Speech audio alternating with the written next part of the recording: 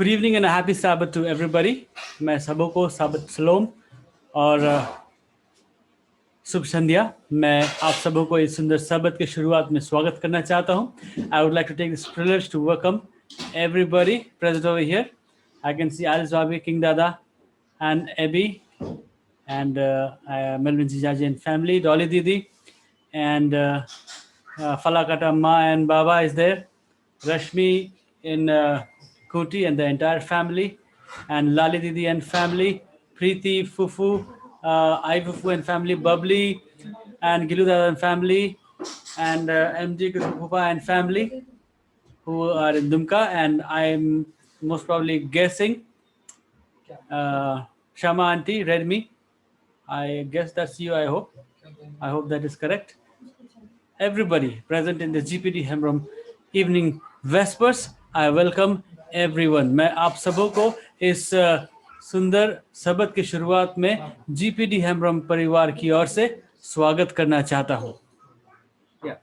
ठीक है, अपने कार्यक्रम को शुरुआत करने से पहले मैं आपसे अनुग्रह करना चाहता हूँ। आग्रह करना चाहता हूँ। अपने बाइबल को खोले। If you have a Bible you can turn with me to the book of Psalms chapter 1। अगर आपके पास बाइबल है आप मेरे साथ भजन संहिता 1 अध्याय खोल सकते हैं। मैं हिंदी में पढ़ूंगा। I would like to read that in Hindi. आइए हम पढ़ें। क्या ही धन्य है वो पुरुष जो दुष्टों की युक्ति पर नहीं चलता और न पापियों के मार्ग में खड़ा होता और न ठट्ठा करने वालों की मंडली में बैठता है, परंतु वो तो यहोवा की व्यवस्था से प्रसन्न रहता और उसकी व्यवस्था पर रात दिन ध्यान करता रहता है। वो उस वृक्ष के समान है जो बहती नालियों के किनारे लगाया गया है और अपनी ऋतु में फलता है और जिसके पत्ते कभी मुरझाते नहीं, इसलिए जो कुछ वो पुरुष करे वो सफल होता है। दुष्ट लोग ऐसे नहीं होते, वे उस भूसी के समान होते हैं जो पवन से उड़ाई जाती है। इस कारण दुष्ट लोग अदालत में स्थिर ना रह सकेंगे और न पापी धर्मियों की मंडली में ठहरेंगे, क्योंकि यहोवा धर्मियों का मार्ग जानता है परंतु दुष्टों का मार्ग नष्ट हो जाएगा। ईश्वर इस वचन पर आशीष दे। May the Lord add his portion of blessing on this particular chapter just read. Let us bow our heads for a short word of prayer. Dear Father in heaven, we thank you for this time, this evening that you have given to each and every one of us. Thank you that you have kept us safe. Throughout the week, we were busy. We got ourselves into different types of activities. We work in different walks of life. But then, as a family, once again, it's a great privilege for us to unite again in the beginning of yet another Sabbath. As we spend some time honoring and worshiping your name, singing songs and giving glory to your name, we pray that your presence would be with us. Your Holy Spirit would stir our hearts and fill us with your goodness and with your love. Thank you, dear Lord, for making it possible for us to attend in this GPD Hebrom's Vesper meeting. Whatever we'll learn from the quiz, from the message, and the special songs that we would hear, let us all be truly blessed.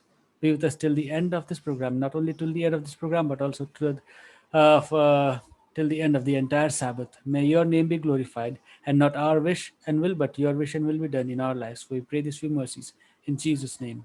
Amen. All right. फिर से सबों का स्वागत है। इस बीच कुछ लोगों ने हमसे जुड़ा है, उनको भी मैं स्वागत करना चाहता हूँ। इस वक्त मैं समय देना चाहता हूँ किंग दादा, एलिस भाभी और एबी को। वो हमें आज के सॉन्ग सर्विस में अगुवाई करेंगे। I would give this time to King Dada, Alice Vabi, and I can see Sonu also at the background, if I'm not mistaken. Yeah, and AB. They are going to lead us in this song service. All right, over to you, King Dada and family. Happy Sabbath, everyone. It's nice to get together and welcome the hours of the Sabbath by singing. And this is not Soju or Sonu, this is Soju. Her name is Sojana. From the far, I could not recognize. I thought, who else would it be apart from Sonu? So I just made a guess, Sonu. Anyway, Soju, welcome. Her name is Sojana. She is the niece of Alice. And they join us every Sabbath over here. And it's so nice that we can sing together at the beginning of Sabbath. Okay, so we'll start singing by singing song number 531 from our hymn books. 531. Okay, we'll build on the rock, the living rock, on Jesus, the rock of ages. Song number 531.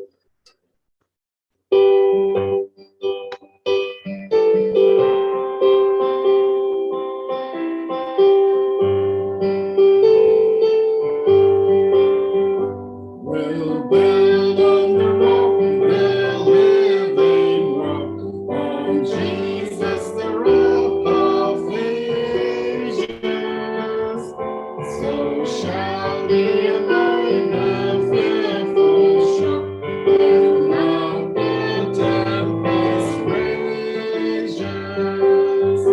We'll build on the rock, we'll build on the rock, we'll build on the rock, on the solid rock, on Christ the mighty rock.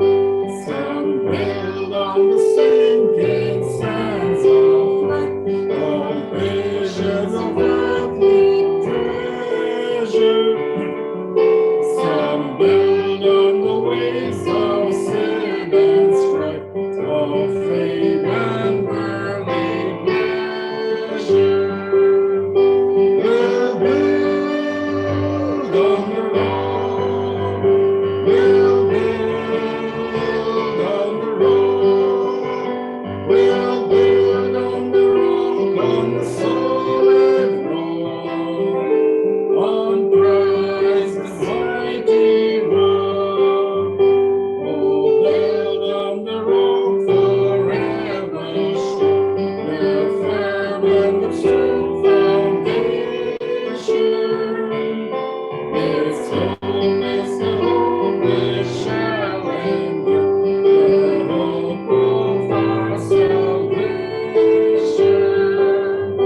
We'll build on the rock, we'll build on the rock, we'll build on the rock, on the solid rock, on Christ the mighty rock.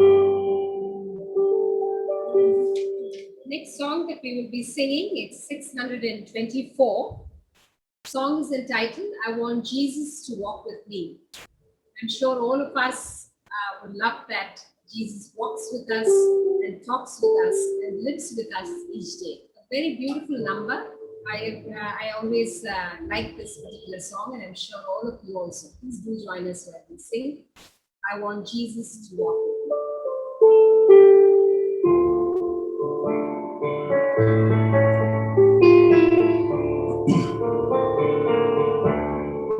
I want Jesus to walk with me. I want Jesus to walk with me. All along my pilgrim journey,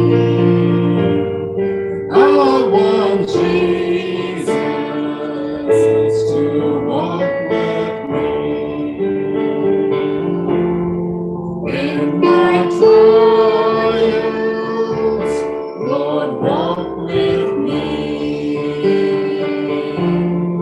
In my trials, Lord, walk with me. When the shades of life are falling, I want Jesus to walk with me. In my sorrows, Lord, walk with me. In my sorrows,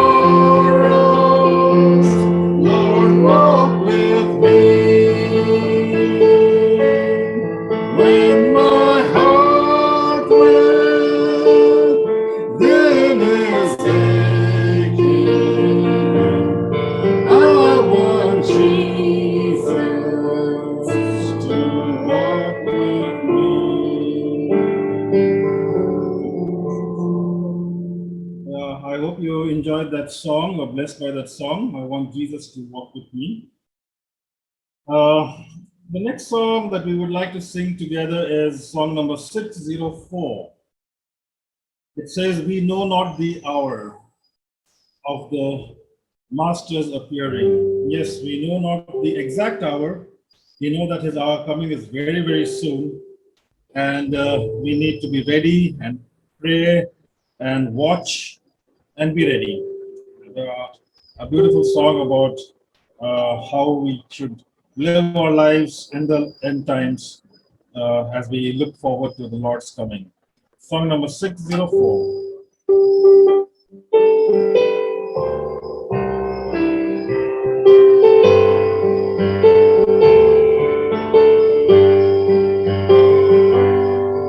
We know not the hour of the Master's appearing. Their signs on foretell that the moment is nearing, when he shall return. 'Tis the promise most sure, but we know not the hour. He will come. Let us watch and be ready. He will come. Hallelujah, hallelujah. He will come in the clouds of his Father's bright glory. But we know not the hour. There's light for the wise who are seeking salvation. There's truth in the book of the Lord's revelation.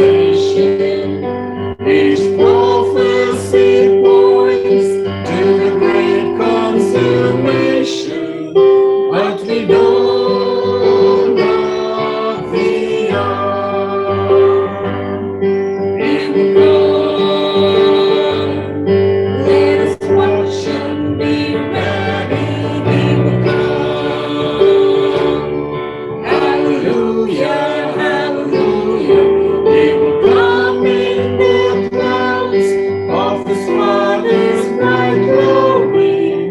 But we know not the hour. We'll watch and we'll pray with the lamps trimmed and burning.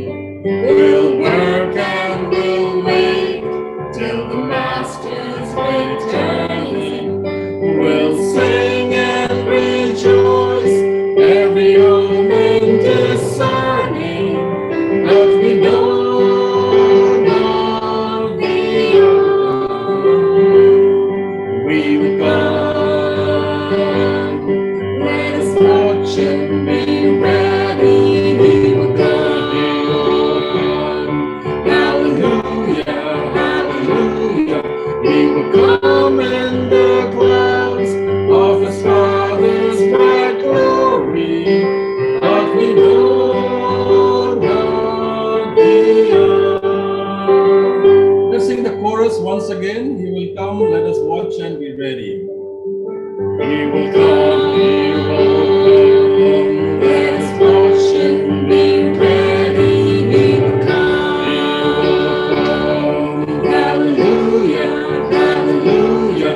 He will come in the clouds of his Father's bright glory. But we know not the hour.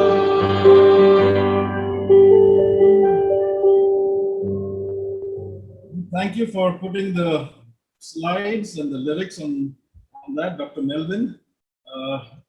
It was nice that we could all join and sing. Okay, our next song that we would like to sing together is song number 532. 532, day by day and with each passing moment. Strength I find to meet my trials here.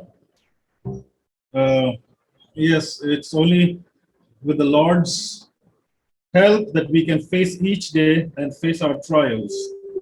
And it is only with the grace of God that we can overcome our temptations and overcome our self and our selflessness that we have, selfishness that we have. So let's sing the song day by day and with each passing day.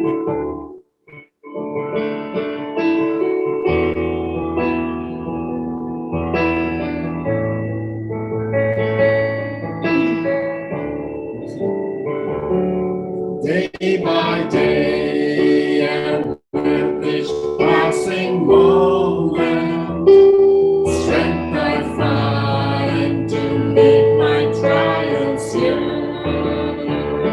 Trusting in my Father's wise bestowment, I've no cause for worry or for fear. He whose heart is kind beyond all measure gives unto each day what he deems best. Lovingly is part of pain and pleasure, mingling towards with peace and praise. Every day the Lord is near me with a special mercy for each hour. All my cares He favored bear and journey.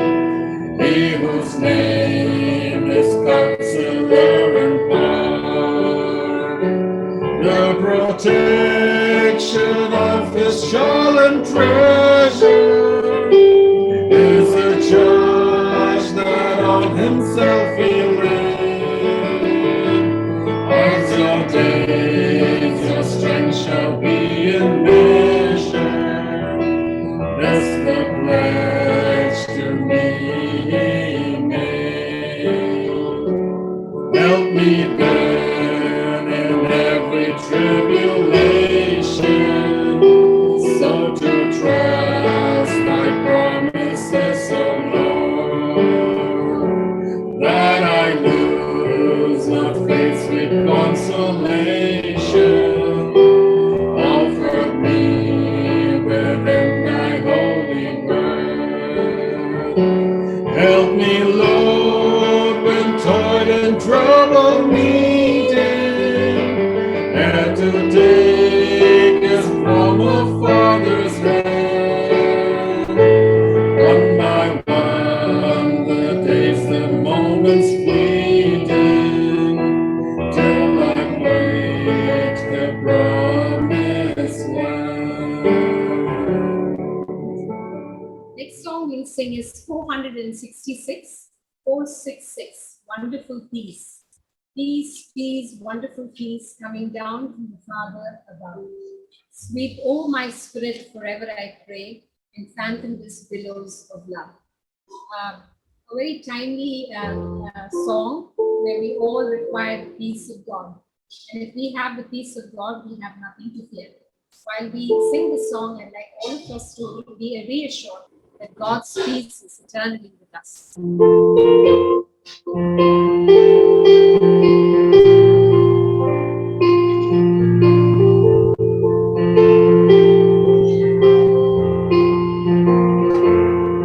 Far away in the depths of my spirit tonight, rose a melody sweeter than song. In celestial light strains and seasons.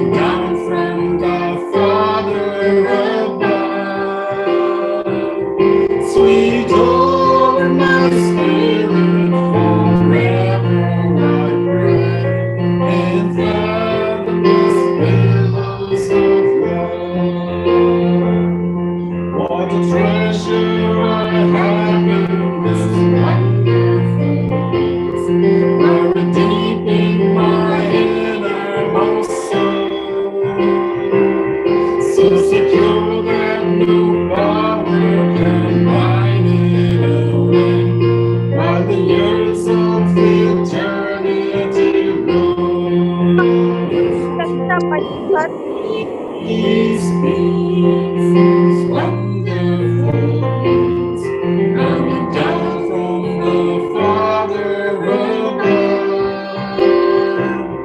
Sweet over my spirit forever I pray, in fathomless billows of love. Sing the last stanza. There is always the gladness of comfort of us, passing down the rough pathways of time. Meet the Savior, your friend, where the shadows may dark. Oh, accept of this peace so sublime. Peace, peace, wonderful peace, coming down from the Father above. Sweep over my spirit forever, I pray, in fathomless billows of love. Let's bow our heads for prayer as we close this psalm service. Our merciful, loving, gracious Heavenly Father, we thank you, Lord, for this time of singing. We also thank you, Lord, for this wonderful peace that you have promised to each one of us. A peace that is beyond all understanding, a peace that comes from the Father above, and a peace that we have when we have this close relationship and we put our trust in you. In spite of everything going all around us, Lord, we experience this peace that you have given us. We have been through troublesome times. We have lost family members. We have had difficult times in our jobs and in our work, but you have been assuring us of your love and peace that we all experience. As we begin the Sabbath hours now, Lord, we pray that your blessing will be with each one of us and you will grant each one of your peace. There are people amongst us, Lord, who are troubled. We place them into your hands in a very special way. There are people amongst us who are sick. We commit them into your hands in a very special way. Lord, we lift our hands to you. We surrender our lives to you. And may you live your life through us. We pray, Lord, that you will forgive each one of our sins and have each of us will experience the richness of blessings of the Sabbath day. We commit ourselves into your hands. In Jesus' name we pray. Amen. Thank you, King Dada, Alice Bhabi, and Soju, and Abby for this beautiful and a meaningful song service and also for the opening prayer. Now it's time that we move forward. इस वक्त हम अपने कार्यक्रम में आगे बढ़ेंगे और मैं आग्रह करता हूं मिस्टर रोशन मरांडी को जो हमारे लिए आज का क्विज प्रस्तुत करेंगे. उन्होंने ये क्विज तैयार किया है and I would request Mr. Roshan Marandi to take over this time so that you could conduct the quiz. Thank you so much. Okay, happy Sabbath all once again. Here I have prepared some quizzes that is from Deuteronomy chapter 7, 8 and 9 chapter. And here we go with the first question.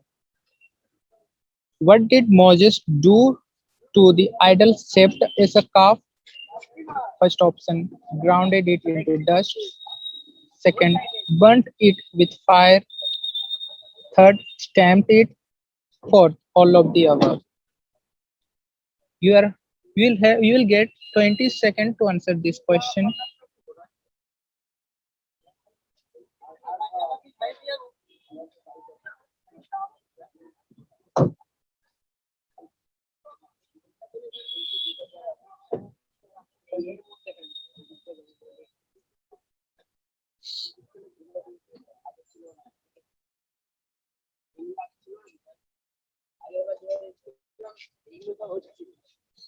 We could see 12 of them got correct. We'll go with the next question.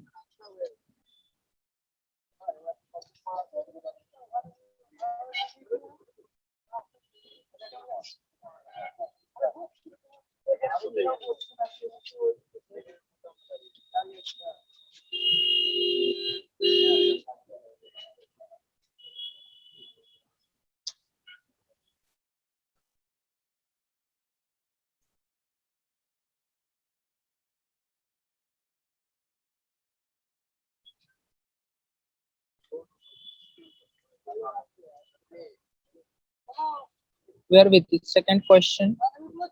Whose prayer prevented the Lord from destroying Israel? It's Joshua. Second, Hur. Third, Moses. Fourth, Aaron.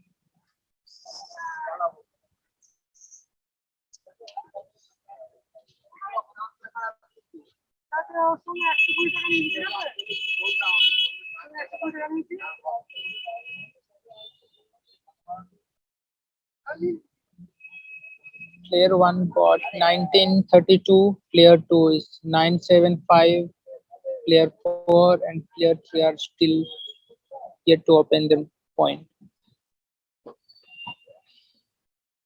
Next question. What were the Israelites to do to the nations that dwelt in the land? First is utterly destroy them, A and C. Third is take them captive. Fourth is smite them.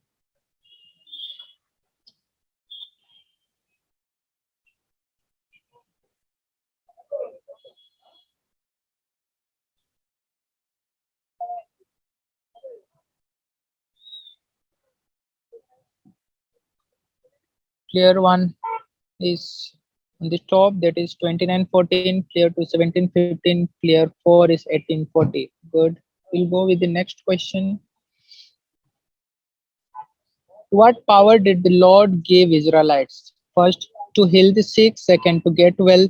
Third, to open blinded eyes. Fourth, to raise the dead.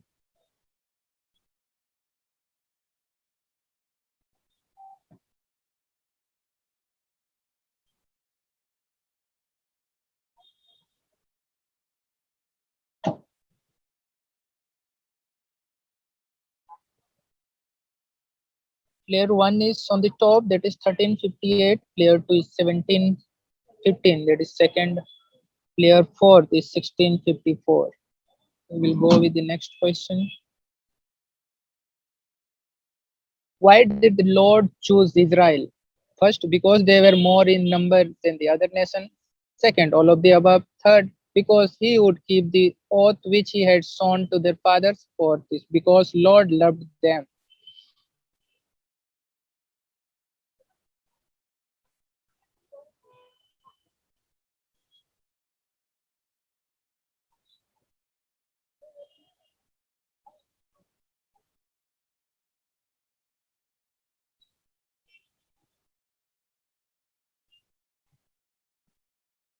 Here with the points again, that is player 1 is on the top, 4760. Player 4 is on the second position, that is 2509. Player second, that is 1715. We'll go with the next question. How many days did Moses pray to save the Israelites? First, fortnight and the days, none of the above. 14 days and the night, 40 days and the night.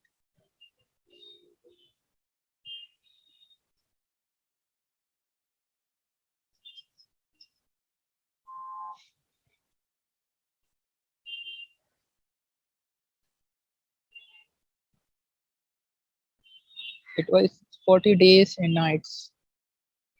Player 1 is still on the top, 5649 points. Player 2, that is second position. Player 4 is on the 34th, 70 points. Player second on third position with 2648, and player 3, that is 809, 801. We'll go with the next question.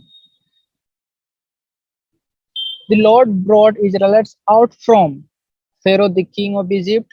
Egypt, third, none of the above.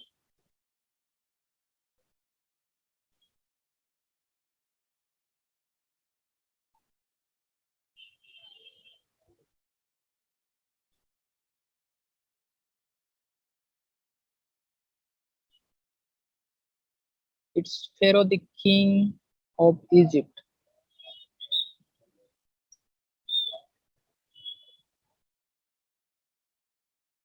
Egypt is also the correct answer, but the closest one is this, Pharaoh, the king of Egypt. Here, player 1 is still on the top, 6465. Player 4 on the second position. Player 2, that is third, and player 3 is on the fourth position. We'll go with the next question, that is eighth question. How many nations are the Israelites going to possess? 5, 6, or 7?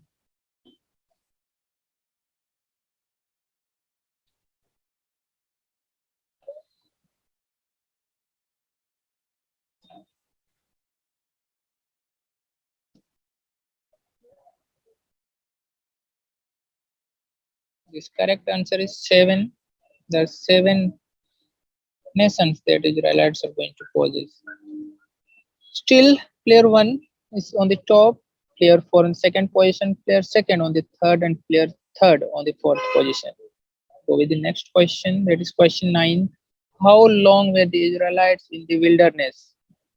40 days, none of the above, 40 years, or the both? Both, I mean, that is 40 days or 40 years.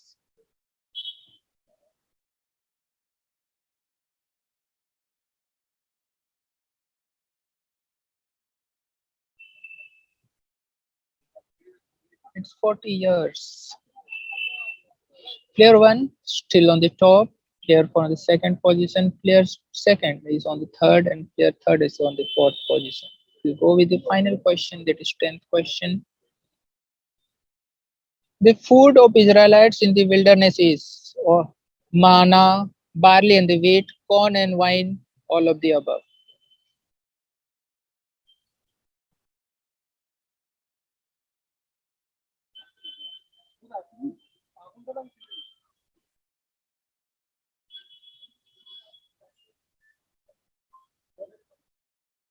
It is manna.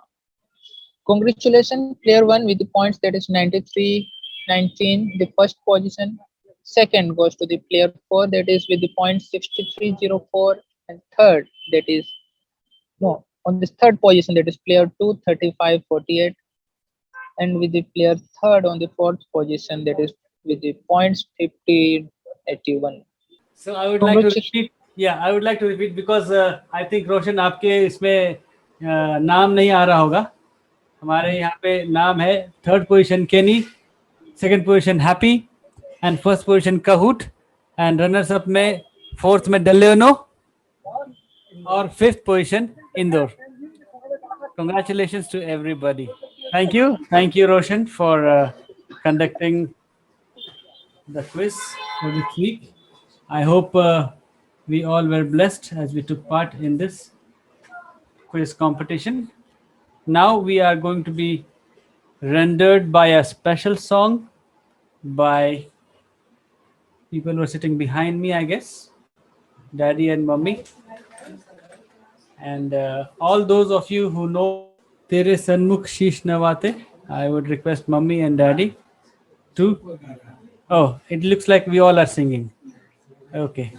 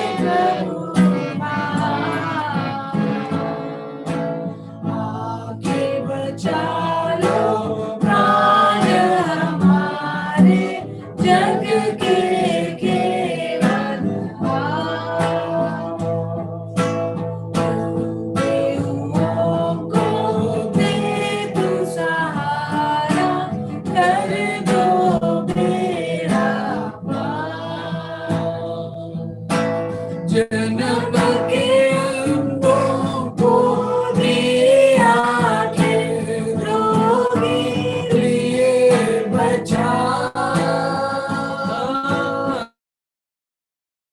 अंधों को दिया के रोगी लिए बचा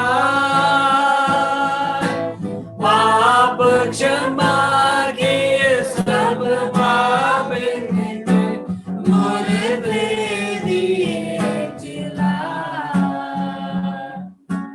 हम मिलाए दो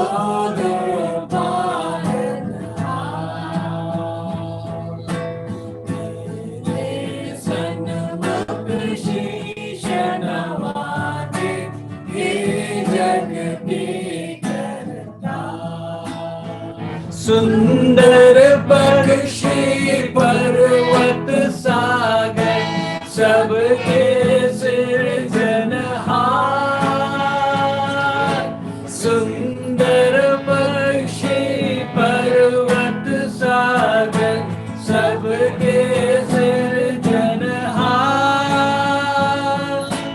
आके विराजो मन मंदिर में वंदे करे पुकार व्याकुल हृदय तुझको पुकारे आजा तारनहार मेरे सन्मुख शीश नवाले हे जग के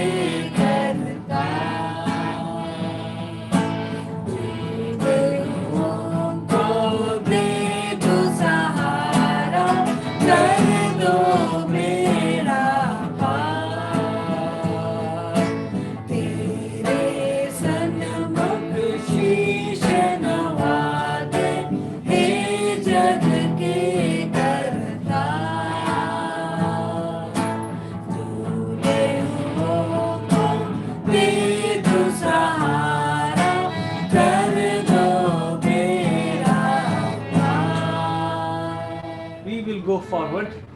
आज हम अपने वचन की ओर आगे बढ़ेंगे और मैं आग्रह करता हूँ डैडी मिस्टर एस.जे. हेम्ब्रम हमारे बीच आएंगे और हमें आज का वचन सुनाएंगे। हम लोग कोशिश किए थे गीत गाने का, लेकिन हारमोनियम और गाना एक साथ नहीं चल रहा था। कभी गिटार चल रहा है, कभी हारमोनियम चल रहा है, कभी गाना चल रहा था। कोशिश थी और फिर बीच में लाइन भी चला गया और फिर हम लोग उसको अंत में कंटिन्यू किए। खैर गाना सुने होंगे, पूरा नहीं, बीच बीच में और कट करके, तो सुनने के लिए धन्यवाद। इससे पहले कि मैं आज के वचन में आगे बढ़ूं, 2 दिन पहले हमारे यहाँ बहुत जोर का आंधी तूफान शुरू हुआ था, लेकिन आंधी तूफान बंद होकर के लाइटनिंग एंड थंडर, इतना जोर का गर्जन और बिजली चमक रहा था और बिजली गिर रहा था और हमारे घर के आसपास इधर उधर 4-5 बहुत बड़ा बड़ा लाइटनिंग एंड थंडर था और जिसके चलते हम लोग का काफ़ी नुकसान हुआ। हमारा जनरेटर था, वो उसका क्या स्पैन था, डिजिटल डिस्प्ले, हाँ? डिजिटल डिस्प्ले, डिजिटल डिस्प्ले था, उसको उड़ा दिया। हमारा क्या कहते हैं वो, फ्रिज उड़ गया, इन्वर्टर उड़ गया, पंखा उड़ गया और कंप्यूटर का मॉनिटर चला गया, बहुत सारे चीज़। लेकिन ईश्वर का धन्यवाद हो, उसके दूसरे दिन सब ठीक हो गया और कल भी ठीक रहा, आज भी ठीक है। लेकिन अभी इंटरनेट थोड़ा सा तकलीफ दे रहा है। खैर चिंता नहीं करेंगे, हम लोग आज का जो वचन है उस पर मैं आगे बढ़ना चाहता हूं और वचन में आगे बढ़ने के साथ साथ मैं आज का वचन में हम जाने चाहते हैं और आज का वचन हम शुरू करना चाहते हैं यूहन्ना की पुस्तक से। और यूहन्ना की पुस्तक से जब हम वचन शुरू करेंगे, शुरू करने के पहले हम प्रार्थना करेंगे। आइए हम प्रार्थना करें। हे हमारे स्वर्ग के पिता, धन्यवाद देते हैं तू हमारा परमेश्वर है और तू चाहता है कि हम तेरी महिमा गुणानुवाद करें तेरे वचन से, गीतों से, प्रार्थना से और सारी चीज़ें जो है सबके द्वारा। और इस वक्त जब हम तेरे वचन को सुनेंगे और वचन का ध्यान करेंगे, हम तेरी अगुवाई चाहते हैं कि जो कुछ बोली जाए प्रभु, तू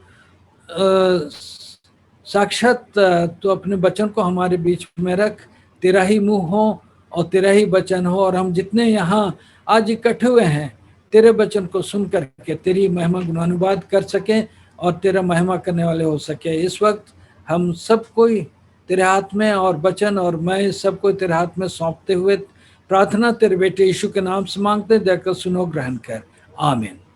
मैं आज का पहला वचन आपके सामने रखना चाहता हूँ, यूहन्ना की पुस्तक उसका 1 अध्याय। यूहन्ना की पुस्तक उसका 1 अध्याय और 1 से हम पढ़ेंगे। यूहन्ना की पुस्तक 1 अध्याय उसका 1 से हम पढ़ेंगे।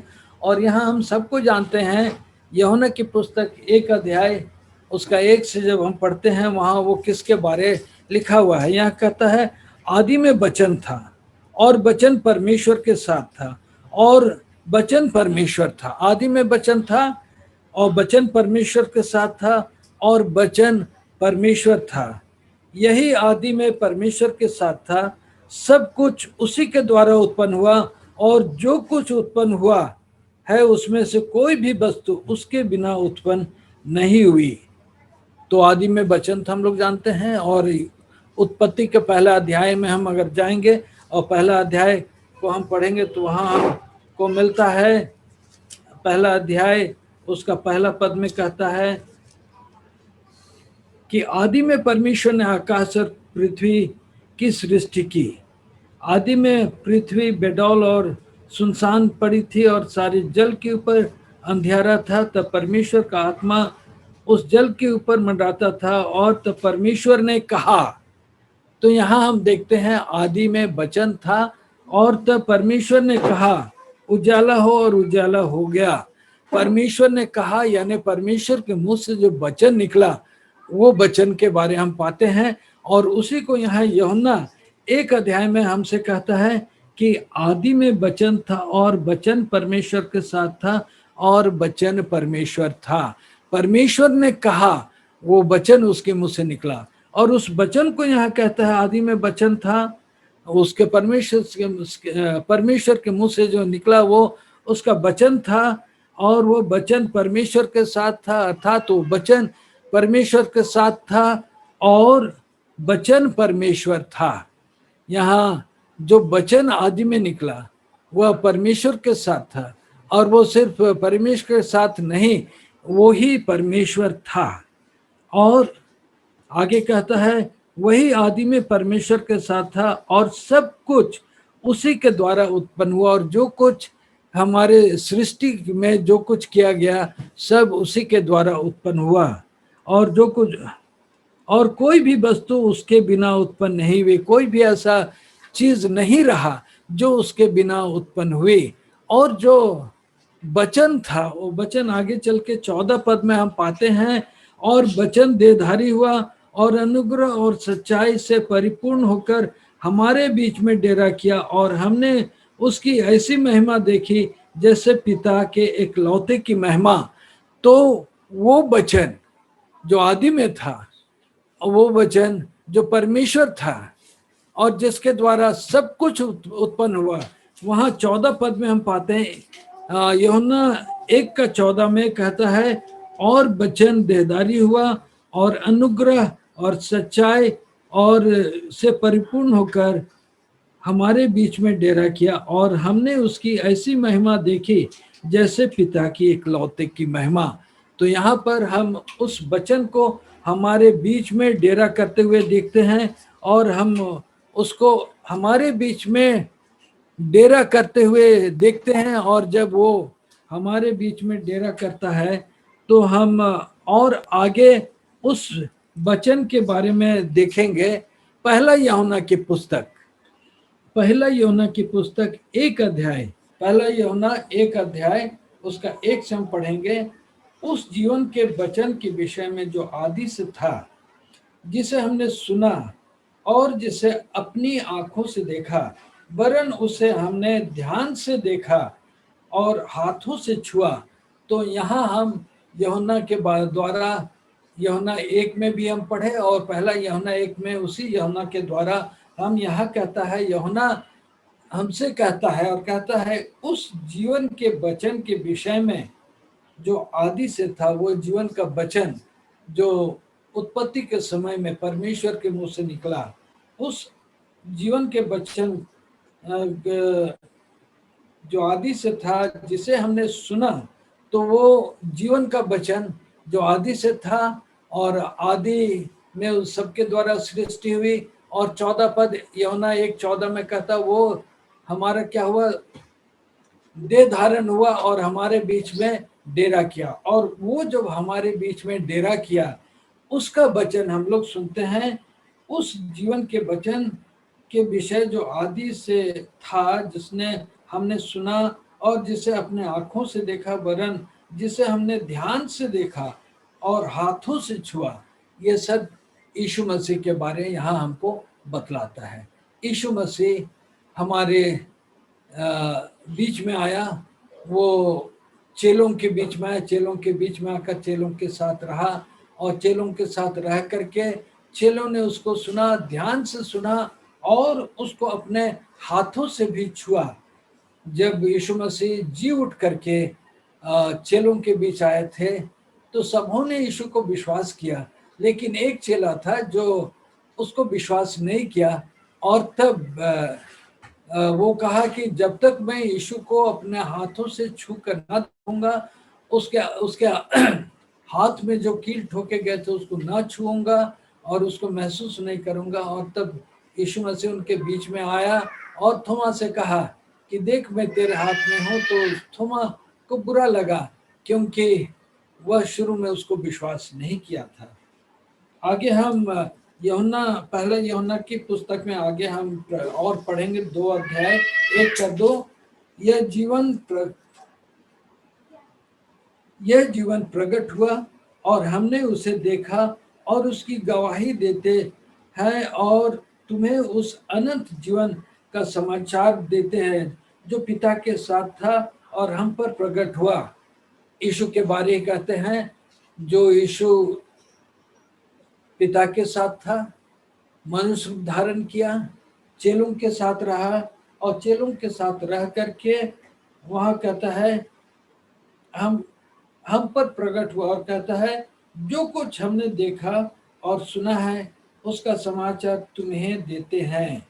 तो यूहन्ना कहता है कि यीशु के साथ रह करके जो कुछ उसने सुना और जो कुछ उसके साथ सीखा, उसके बारे जब वो प्रचार कर रहा था, उसके बारे वो कहता है देखा सुना और समाचार तुम्हें देते हैं, इसलिए कि तुम भी हमारे साथ सहभागी हो और हमारे इस सहभागिता पिता के साथ और उसके पुत्र यीशु मसीह के साथ है। और ये बातें हम इसलिए लिखते हैं कि हमारा आनंद पूरा हो जाए। तो यहाँ पर आगे कहता है इसलिए कि तुम भी हमारे साथ सहभागी हो। जिनको ये वचन लिख रहा है उस वक्त जिनको प्रचार कर रहा था और इस वक्त हमारे लिए है कि हम उसके साथ सहभागी हो जाएं और हमारी यह सहभागिता पिता के साथ और उसके पुत्र यीशु मसीह के साथ, और यह सहभागिता पिता के साथ और उसके पुत्र यीशु मसीह के साथ है। और ये बातें हमने इसलिए लिखा कि हमारा आनंद पूरा हो जाए। तो मसीह में हम आनंदित हों और हमारा आनंद मसीह में पूरा हो जाए, यह यहाँ वो इस वचन को लिखने के द्वारा हमसे कहता है। और इसके बारे में हम मत्ती की पुस्तक में जाएंगे, जब वो हमारे साथ इस दुनिया में, जब चेलों के साथ लोगों के साथ वो इस दुनिया में थे और जब वो उनके साथ काम किए, तब वो उनको बताना चाहा कि सब समय यीशु मसीह या यीशु उनके साथ रहने वाला नहीं है। यहाँ एक थोड़े से दिन के लिए, थोड़े से पल के लिए वह उनके साथ था।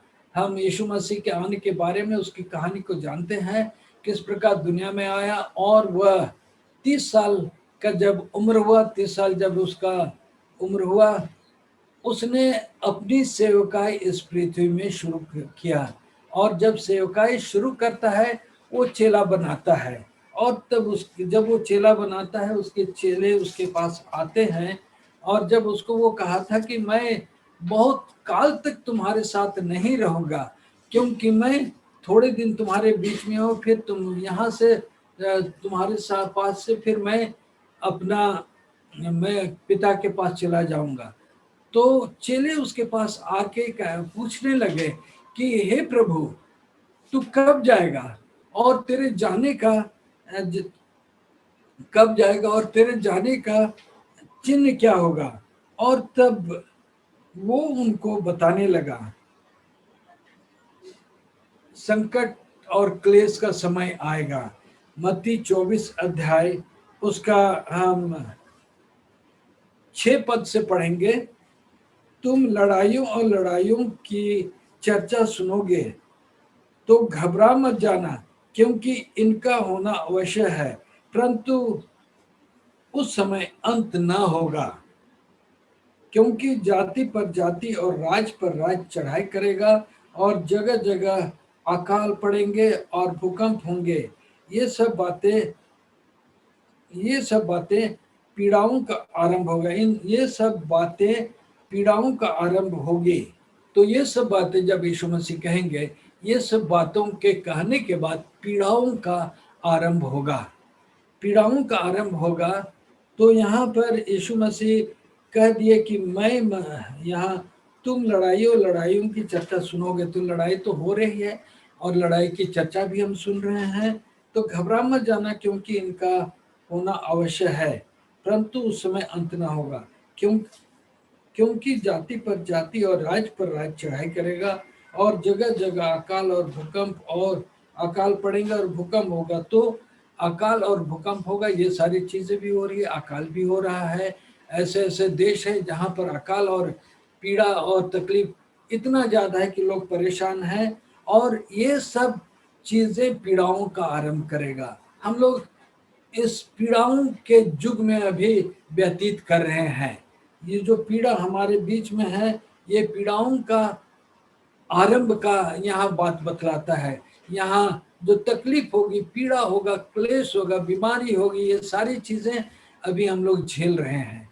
हम लोग डरते हैं घर से बाहर निकलने, और घर से बाहर निकलते हैं तो चिंता होता है कि कहीं मैं बीमार तो ना हो जाऊं।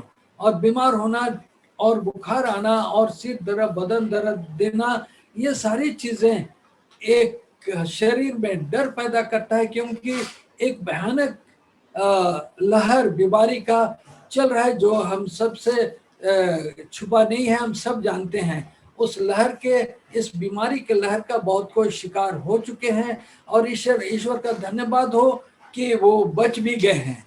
लेकिन दुख की बात, बहुतों का जीवन इस बीमारी से चला भी गया है। तो ये पीड़ाएं, ये बीमारी, ये क्लेश का शुरुआत हो गया है। और यीशु मसीह का आने के बारे में बतलाता है कि यीशु मसीह का आना जल्द है। इसी पद में आगे कहता है कि 27 पद में कहता है, क्योंकि जैसे बिजली पूर्व से निकलकर पश्चिम तक चमकती है, वैसे ही मनुष्य का पुत्र का भी आना होगा। तो यहाँ और एक यीशु मसीह के बारे में बताया, जब आएंगे तो क्या होता है। जैसे बिजली पूर्व से निकलकर पश्चिम तक चमकती है, वैसे ही मनुष्य का पुत्र का आना भी होगा। तो बिजली का चमकने के बारे में बतलाता है। जैसा बिजली एक छोर से दूसरे छोर तक चमकता है, तो यीशु मसीह जब आएंगे तो उसका आकाश में वो प्रकट होंगे, और आकाश में जब प्रकट होंगे एक छोर से दूसरे छोर तक उसका चमक होगा। और आगे कहता है उसके आने के चिन्ह के बारे में, अंजीर के पेड़ों को देख करके कहता है। अंजीर के पेड़ का उदाहरण है। अंजीर के पेड़, ये 32 पद में अंजीर के पेड़ से यह दृष्टांत सीखो, जब उसकी डाली कोमल हो जाती है और पत्ते निकलते हैं तो तुम जान लेते हो कि ग्रीष्म काल निकट है। उसी रीति से जब तुम उन सब बातों को देखो, तुम जान लो कि ये उसका आना निकट है। और आगे कहता है 36 पद में, जागते रहो और प्रार्थना करते रहो। और आगे 37 पद में कहता है, जैसे नूह के दिन थे वैसे ही मनुष्य के पुत्र का आना भी होगा, क्योंकि जैसे जल प्रलय से पहले के दिन में, जिस दिन तक नूह जहाज में ना चढ़ा उस दिन तक लोग खाते पीते थे और उसमें विवाह शादी होते थे। तो यहाँ हम आगे का पद में हम पढ़ते हैं, और आगे के पद में यह कहता है 36 और 37 पद में कहता है कि जैसे नूह के दिनों में हुआ था। हम लोग नूह के दिनों के बारे में बतलाते हैं, और नूह के दिनों के बारे में बतलाते हैं कि जैसे नूह के दिनों में हुआ था वैसे ही मनुष्य के पुत्र के आना भी होगा, क्योंकि जैसे जल प्रलय से पहले के दिन में, जिस दिन तक नूह जहाज पर न चढ़ा उस दिन तक लोग खाते पीते थे और उनमें विवाह होते थे। तो एक पॉइंट यहाँ मैं ये रखना चाहता हूँ यीशु मसीह के आने के विषय में, और यीशु मसीह के आने के विषय में जो घटना घटेगी, और नूह के विषय में हम लोग बात करते हैं। लेकिन अभी हम लोग जब सीख रहे थे ये वचन डॉक्टर रॉबिन के द्वारा, तो उसने इस विषय का यहाँ पर ट्रांसलेट किया या तर्जुमा किया। इसके आगे पद में कहता है कि जिस दिन तक नूह जहाज पर न चढ़ गया तब तक लोग खाते पीते थे और उसमें विवाह होते थे, और जब तक जल प्रलय आकर उन सब को बहा न ले गया तब तक उनको कुछ भी मालूम न पड़ा। वैसे ही मनुष्य के पुत्र का आना भी होगा। तो यहाँ पर जब तक जल प्रलय आकर उनको बहा न ले गया, तो यहाँ उसके आगे के पद में हम पढ़ेंगे। तो इस चीज को हम ध्यान में रखते हुए, इस कॉन्टेक्स्ट, इस संदर्भ को हम ध्यान में रखते हुए आगे के पद में जाएंगे। और यहाँ कहता है जब तक जल प्रलय उनको बहा न ले गया, तो आगे कहता है बहा न ले गया और जब तक जल प्रलय आकर उन सब को बहा न ले गया तब तक उनको कुछ मालूम न पड़ा। वैसे ही मनुष्य के पुत्र का आना भी होगा। उस समय 2 जन खेत में होंगे, एक ले लिया जाएगा और दूसरा छोड़ दिया जाएगा। तो यहाँ पर ये सीक्रेट रैप्चर के बारे में बतलाया जाता है। और आज जो चर्चेस कहते हैं कि यीशु मसीह के आने के पहले, यीशु मसीह जो आने का बारे में हम सीखेंगे अभी, इसके बाद यीशु मसीह आएंगे और क्या क्या होगा और कैसे आएंगे। लेकिन यहाँ पर बहुत से लोग इसको कहते हैं कि यीशु मसीह का आना यहाँ वहाँ इधर उधर होगा, और वो बतलाते हैं कि यीशु मसीह क्या होगा, अचानक एक जन को उठा ले जाएगा और अचानक एक जन को छोड़ देगा। यहाँ कहता है 2 जन होंगे और उनमें से उस समय 2 जन खेत में होंगे, एक ले लिया जाएगा और दूसरा छोड़ दिया जाएगा। 2 स्त्रियां चक्की पीसते रहेंगी, एक ले लिया जाएगा और दूसरा छोड़ दिया जाएगा। इसलिए जागते रहो कि तुम नहीं जानते कि तुम्हारा प्रभु किस दिन आएगा।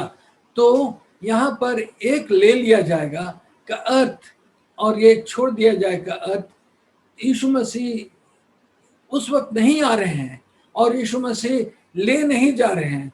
उसको ऊपर के पद से अगर हम इसको समझेंगे तो ऊपर के पद में जैसा कहा कि जब तक फ्लड, जब तक बाढ़ नहीं आया और बाढ़ जितने पापियों को उठा करके ले नहीं गया, तो बाढ़ जिस प्रकार पापियों को उठा के ले गया और नूह बचा लिया गया, उसी प्रकार यहाँ पर हम सीखते हैं कि क्या होता है, एक महिला उठा ली जाएगी, अर्थात वो शैतान के द्वारा ले ली जाएगी, और जो बच जाएगी वो ईश्वर की होगी। एक बच्चा, एक जो दो होंगे तो दो में से एक उठा लिया जाएगा, वो शैतान के द्वारा उठा लिया जाएगा, और जो बच जाएगी वो ईश्वर के साथ रह जाएगी, उसके आने के बाद का जो होने वाली होगी। तो इस विषय को और हम लोग और गंभीरता से सीखेंगे बाद में, लेकिन मैं इतना ही बता देना चाहता हूँ कि इस टेक्स्ट को जब लोग व्यवहार करते हैं कि एक उठा लिया गया, वो एक सीक्रेट रैप्चर नहीं है, वो शैतान के लिए, शैतान के द्वारा हटा लिया जाता है, और जो बच जाती है, जो बच जाता है वो ईश्वर के साथ, ईश्वर के जैसा नूह जहाज में रख बचा लिया जाता है, उसी प्रकार वो बचा लिए जाते हैं। और आगे कहता है कि इसलिए जागते रहो, इस प्रकार तुम गायब हो जाओगे, तो कहीं ऐसा मेरा हालत ना हो कि मैं शैतान के द्वारा उठा लिया जाऊं। क्योंकि नूह जो कि जहाज में बचा लिया गया, उसी प्रकार हम भी यीशु मसीह के आने के समय तक हम बचाए जाएंगे और बचा लिए जाएंगे। इसलिए जागते रहो, क्योंकि तुम नहीं जानते कि तुम्हारा प्रभु किस दिन आएगा। परंतु यह जान लो कि यदि घर का स्वामी जागता रहे तो चोर किस पहर आएगा, वो आएगा। यदि घर का स्वामी जानता होता कि चोर किस पहर आएगा, तो जागता रहता और अपने घर को सेंध लगने ना देता। इसलिए तुम भी तैयार रहो, क्योंकि जिस घड़ी के विषय में तुम सोचते भी नहीं, उसी घड़ी मनुष्य का पुत्र आ जाएगा। तो हम लोगों को मनुष्य के पुत्र के आने का इंतजार करना है, और जिस घड़ी के विषय में हम सोचते भी नहीं है, उस घड़ी वो आ जाएगा। और जब वो आएगा तो अचानक नहीं आएगा, इधर उधर नहीं आएगा, एक जन उठा लिए जाएंगे और दूसरा उठा लिया नहीं जाएगा, वैसा नहीं होगा। इसका डिटेल एक्सप्लेनेशन और भी पुस्तकों को जोड़ करके यहाँ डॉक्टर रोनाल्ड हम लोगों को बहुत सुंदर से बताए थे। मैं इतना ही बता रहा हूँ कि जो उठा लिया गया वो स्वर्ग नहीं गया, जो बच गया वही स्वर्ग का भागीदार होता है। ये सब दृष्टांत की बातें हैं, और ये सच्चाई इसमें नहीं है। सच्चाई है, लेकिन सच्चाई को दृष्टांत के रूप में रखा गया है। तो इसलिए कहता है कि जागते रहो। तो यीशु मसीह के आने के विषय में, उसके बारे में हम प्रेरितों की पुस्तक में उसका हम जानते हैं, एक अध्याय, प्रेरित एक अध्याय यीशु मसीह के आने के विषय में जो हम जानते हैं, हम उसको 8 से पढ़ना चाहते हैं, एक उसका 8 से, इसको सब समय हम रिफर करते हैं, और ये बहुत अच्छा पदस्थल है। प्रेरित उसका 1 उसका 8 से कहता है यहाँ, परंतु जब पवित्र आत्मा तुम पर आएगा, तब तुम सामर्थ पाओगे, और यरूशलेम और सारे यहूदिया और सामरिया में और पृथ्वी के छोर तक मेरी गवाह होगे। यह कहकर वह उनके देखते देखते ऊपर उठा लिया गया, और बादल ने उसे उसके आंखों से छिपा लिया। यह कहते कहते कि यहाँ कहता, मैं फिर से पढ़ रहा हूँ 9 को, यह कहकर वह उनके देखते देखते ऊपर उठा लिया गया। यहाँ एक अद्भुत बात होती है, यीशु मसीह उनके बीच में है और उनसे बातें कह रहा है। पवित्र आत्मा आएगा, तुमको सामर्थ देगा और सामर्थ पाओगे और तुम गवाही दोगे, और ये बातें कह रहा है। और यीशु मसीह गुरुत्वाकर्षण, ग्रेविटी के अगेंस्ट में क्या हो रहा है, उनके बीच से ऊपर उठा लिया जा रहा है। ये अद्भुत बात, यीशु मसीह के लोगों के बीच में, चेलों के बीच से वो क्या हुआ, उठा लिया जा रहा है। और उसका उठा लिया जा रहा है, और बादलों के द्वारा उसको घेर लिया जाना, और बादल उसको छिपा दिए। और बादलों की चर्चा सिस्टर वाइट कहती है कि वो बादल नहीं, दूतों का झुंड था जो यीशु मसीह को स्वागत करने के लिए आए थे। और उस झुंड में से 2 व्यक्ति उनसे आकर कहते हैं 10 में, उसके जाने के समय जब वे आकाश की ओर ताक रहे थे, चेले आकाश की ओर ताक रहे थे, तो देखो दो पुरुष श्वेत वस्त्र पहने हुए उनके पास आ खड़ा हुआ और उनसे कहा, हे गलीली पुरुषों, तुम क्यों खड़े आकाश की ओर देख रहे हो? यही यीशु जो तुम्हारे पास से स्वर्ग उठा लिया गया, जिस रीति से तुमने उसे स्वर्ग को जाते देखा है, उसी रीति से फिर आएगा। यीशु मसीह दोबारा आएंगे। वह यहाँ वहाँ इधर उधर नहीं आएंगे। उस यीशु मसीह यहाँ है वहाँ है वैसा भी नहीं होगा। वह जब जैसा उठा लिया गया और दूत आकर के उससे कहने लगे कि जैसा तुम मुझको उसको जाते देखा, उसी रीति से तुम क्या करोगे, उसको आते भी देखोगे। प्रकाशित वाक्य उसका हम 1 अध्याय उसका 7 में पाते हैं। प्रकाशित वाक्य 1 अध्याय उसका 7 में हम पाते हैं, देखो वह बादलों के साथ आने वाला है और हर एक आंख उसे देखेगी, वरन उन्होंने उसे जो बेधा है वे भी उसे देखेंगे और पृथ्वी के सारे कुल उसके कारण छाती पीटेगी। तो यीशु मसीह आएंगे, कहता है जैसा कि वहां कहता है, देखो वह बादलों के साथ आने वाला है। वह अचानक 2 जन बैठे हैं और उसमें से एक जन को उठा लेगा, ऐसा उसका आना नहीं है। उस प्रकार का उसका रैप्चर, वो उसका किसी को वो नहीं उठाएगा और 2 काम करते होंगे और 2 काम करने वाले में से एक जन को उठा लेगा। यीशु मसीह ऐसा नहीं सिखाता है, ऐसा नहीं बताता है। यहाँ जब यीशु मसीह उठा लिए गए, स्वर्गदूत आकर के कहे, जिस प्रकार तुमने उसको जाते देखा उसी प्रकार तुम क्या करोगे, उसको आते देखोगे। प्रकाशित वाक्य में वही यूहन्ना आगे कहता है, देखो वह बादलों के साथ आने वाला है। यूहन्ना कहता है, देखो वह बादलों के साथ आने वाला है और हर एक आंख उसे देखेगी, वरन जिन्होंने उसे बेधा था वे भी उसे देखेंगे और पृथ्वी के सारे कुल जब उसके कारण छाती पीटेंगे। इस पृथ्वी के सारे कुल जब उसको देखेंगे, उसको देख करके क्या कहेंगे, दुखी होंगे, छाती पीटेंगे और कहेंगे कि क्यों मैं उस यीशु को जो हमारे बीच में था, जो जिसके बारे गवाही दी गई, जिसके बारे लोगों ने कहा और हमने, तो यीशु मसीह यहाँ वहाँ इधर उधर लोगों को दिखाई नहीं देंगे। अचानक वो आएगा, किसी को उठा लेगा, ये भी बात नहीं होगी।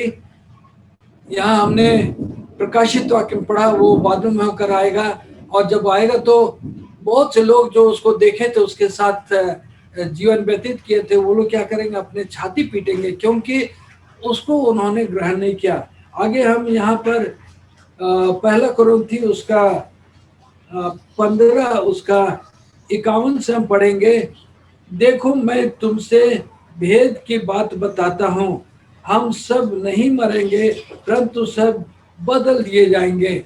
यीशु मसीह पौलुस प्रेरित उस समय की बात को कह रहा था जब वो लोगों से बात कर रहा था, कुरिन्थियों उनकी कलीसिया से बात कर रहा था और कह रहा था कि देखो भेद की बात बताते हैं, हम सब नहीं मरेंगे बल्कि बदल दिए जाएंगे। आगे कहता है, और यह क्षण भर में पलक मारते ही अंतिम तुरही फूकते ही होगा, क्योंकि तुरही फूकी जाएगी और मुर्दे अविनाशी दशा में उठाए जाएंगे और हम बदल जाएंगे। क्योंकि अवश्य है कि यह नाशमान देह अविनाशी को पहन ले और यह मरणहार देह अमरता को पहन ले, और जब यह नाशमान अविनाशी को पहन ले और यह मरणता अमरता को पहन ले, तब वह वचन पूरा होगा कि हे मृत्यु, पूरा हो जाएगा, जय ने मृत्यु को निगल लिया, हे मृत्यु तेरी जय कहाँ, हे मृत्यु तेरा डंक कहाँ। मृत्यु का डंक पाप है और पाप का बल व्यवस्था है, परंतु परमेश्वर का धन्यवाद हो जो हमारे प्रभु यीशु मसीह के द्वारा हमें जयवंत करता है। इसलिए हे मेरे प्रियो भाइयों, दृढ़ और अटल रहो और प्रभु के काम में सर्वदा बढ़ते जाओ, क्योंकि यह जानते हो कि तुम्हारा परिश्रम प्रभु में व्यर्थ नहीं है। तो पौलुस हम लोग को कहता है कि वह जो हम अविनाशी हैं, हम जो नाशवान हैं, हम मरणहार हैं, हम अविनाशी को पहन लेंगे। और ये कब होगा? देखो मैं तुमको भेद की बातें बताता हूँ, ये सब नहीं, हम सब नहीं सोएंगे परंतु सब बदले जाएंगे। और कैसे बदले जाएंगे? ये क्षण भर में पलक मारती होगा, अंतिम तुरही फूंकी जाएगी, अंतिम तुरही फूंकी जाएगी अर्थात फूंकी जाएगी और यीशु मसीह का आना होगा। और क्षण भर तुरही फूकते ही होगा, क्योंकि तुरही फूकी जाएगी, मुर्दे अविनाशी दशा में उठाए जाएंगे। जो मुर्दे हैं अविनाशी दशा में उठाए जाएंगे और हम बदल जाएंगे।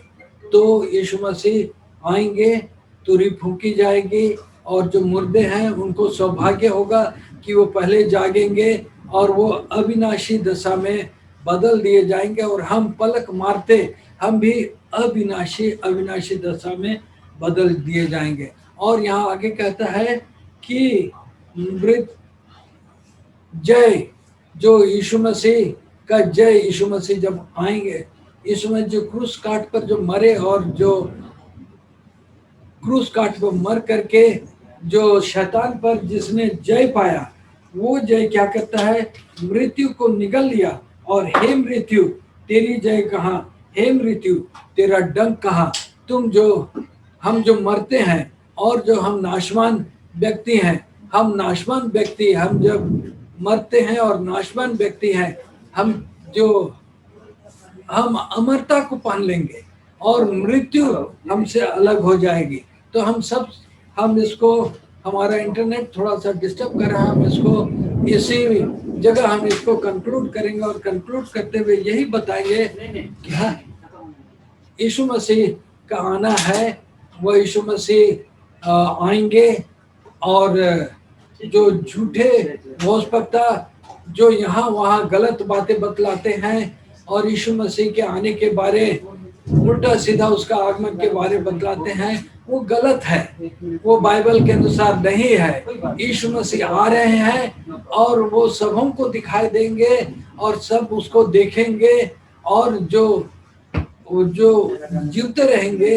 और जब वो दोबारा आएंगे और जब वो देखेंगे तो देख करके परेशान होंगे कि यही यीशु जिसके बारे हमने इतनी गवाही सुना, लोगों ने इतना बताया, लेकिन हमने नहीं सुना। और नहीं सुने इस कारण हम क्या हो रहे हैं, क्या करेंगे, घबराएंगे और छाती पीटेंगे और रोएंगे।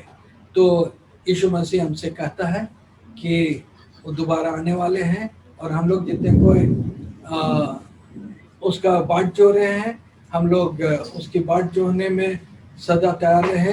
हम बदले जाएंगे, हम उठाए जाएंगे, मृतक जिलाए जाएंगे। ये सारी चीज़ें सच्ची है, लेकिन वो सारी चीज़ें जब अंतिम समय में गलत बात, गलत चीज़, गलत तरीके से लोग समझाएंगे, उसको हम लोग ना सीखें, ना विश्वास करें, क्योंकि यीशु मसीह का आना है। वो आएंगे और सबको उसको देखेंगे, ना कि वो यहाँ वो उठाया जाएगा। ईश्वर हम सबको आज के वचन के द्वारा आशीष दें।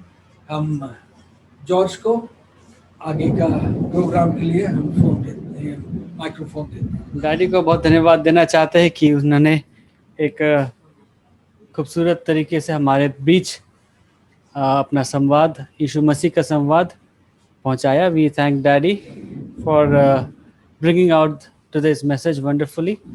And it's raining here and we can hear thunder clouds also. But then we would continue singing. And for the closing song, we would like to sing for you another song. And the song that we will sing for you is, everybody knows this song, I guess. What a day, glorious day that will be.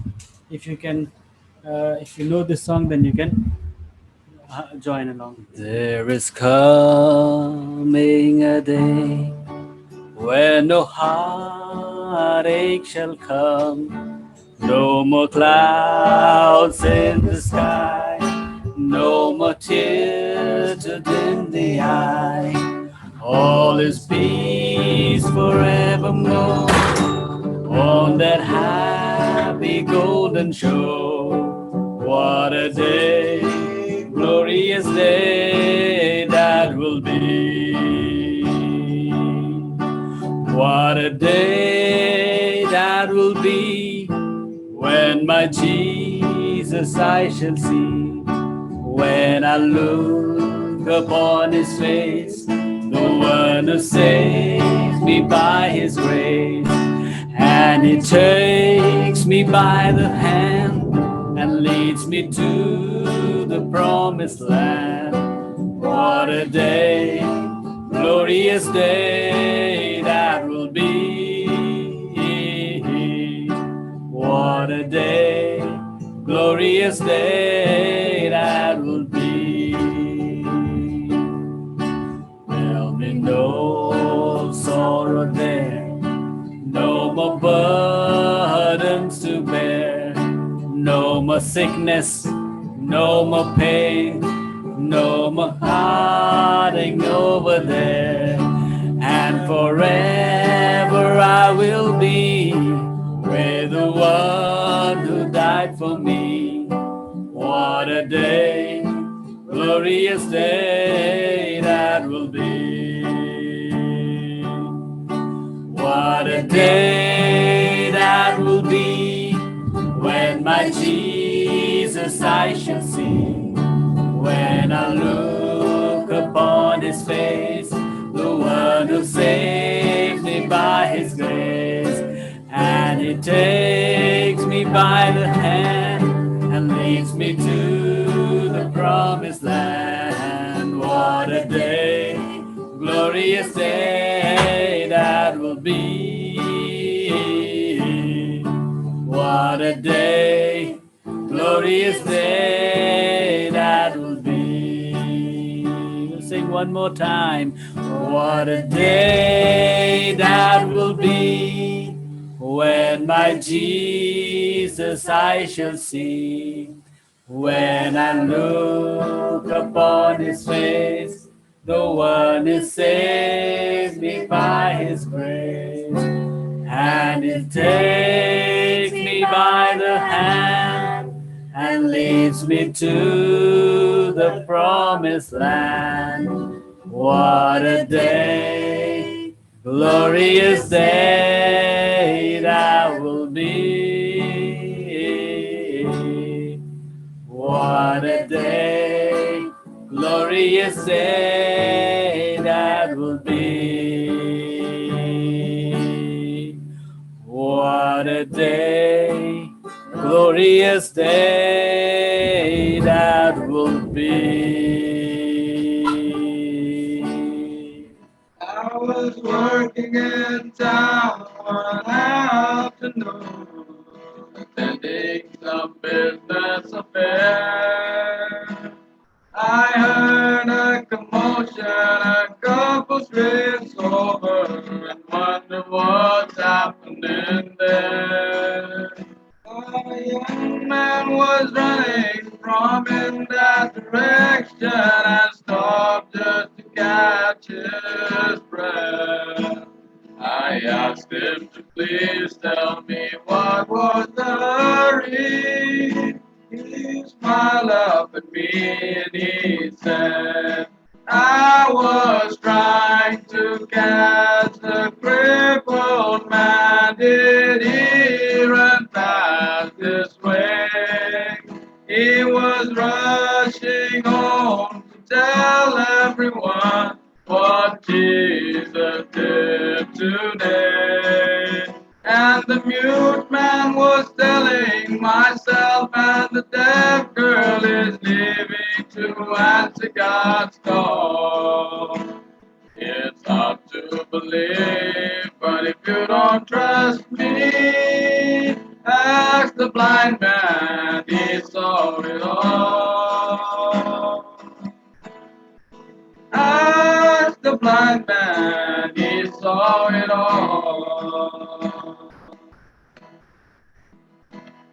Often knew the troubles and burdens you carry are heavy and dragging you down.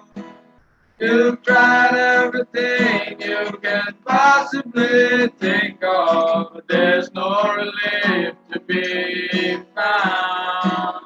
That very same Jesus that altered the future of the blind man, the deaf, and the lame is still reaching out in your hour of trouble. One touch and you're never the same. You've been trying to catch the crippled man. Did he run past this way? He was rushing home to tell everyone what Jesus did today. And the mute man was telling myself, and the deaf girl is needing to answer God's call. It's hard to believe, but if you don't trust me, ask the blind man, he saw it all. Ask the blind man, he saw it all. What a meaningful song and a very fitting way to end our Vespers this evening. And let us close our eyes for a word of prayer. And for the closing prayer, not prayer actually, prayers, I request Mrs. Miriam Kisku. First, she will pray. And secondly, Helena Ma from Falakata, she will pray. Let's close our eyes and pray. Our most gracious Heavenly Father, we thank you, Lord, for being with us for the day. We thank you, Lord, for taking care of us, keeping us safe and sound, protecting us from all kinds of problems and mishaps. Bless us, Lord, as we are blessed with the beautiful message which you have rendered through the servant. We thank you, Lord, for all the blessings which you have put upon us in the past days. हे हमारे सर्वस्वी पिता, तुझको बहुत धन्यवाद देते हैं। तू हमें हर एक प्रकार का जोखिम से पूरी हफ्ता हमें चंगा रखा। इस सुंदर साबत का शुरू में तू फिर हमें लाया है। आज हम वचन सुने, हम उसके लिए बहुत धन्यवादी हैं। तूने इस दुनिया को बनाया और हर एक प्रकार से हमें जोखिम से बचाया है। और जब तू आए तेरे साथ बादलों पर उठा ले जाने सके, हमारा सारे पाप गुनाहों को क्षमा कर। विशेषकर हम प्रार्थना करते हैं, तू जानता है, तो हमारे बीच में बहुत दुखित घटना घटी है पिता। हम उन लोगों के लिए भी प्रार्थना करते हैं। आशा उसके परिवार में, उसकी बेटियों के साथ हो, और उसी प्रकार लकड़ा उसके बेटी बेटा सबके साथ भी हो, उन्हें तो आशीष देगा। उसी प्रकार हम याद करते हैं लिली का फैमिली और शकुन भाभी, सबका बाकी जितने हैं सबके साथ हो। और क्लाउडियस का फैमिली सबको भी याद करते हैं, उनके साथ भी, उन्हें भी तो मदद सहायता करेगा। और जितने भी बीमार में है, अभी पीड़ित में है पिता, तकलीफ खा रहे हैं, उनके साथ हो, ताकि वे भी चंगा होकर के तेरा महिमा स्तुति के लिए गाने सके। हम इस रात्रि के टाइम अपने आप को तेरे हाथ पर अर्पण करते हैं। तू जानता है, हमें स्वर्गदूत तो भेजे ताकि हमें रक्षा रखवाली कर कल सुंदर भोर को उठकर तेरा स्तुति धन्यवाद गाने सके और तेरा साबत को तेरी इच्छा के अनुसार चलाने सके। अपने आप को तेरे हाथ पर अर्पण करते हैं, सबको नाम ब नाम आशीष दे और तू ही हमें बचाए रख। यीशु मसीह के नाम से दया करके सुनर ग्रहण कर, आमीन।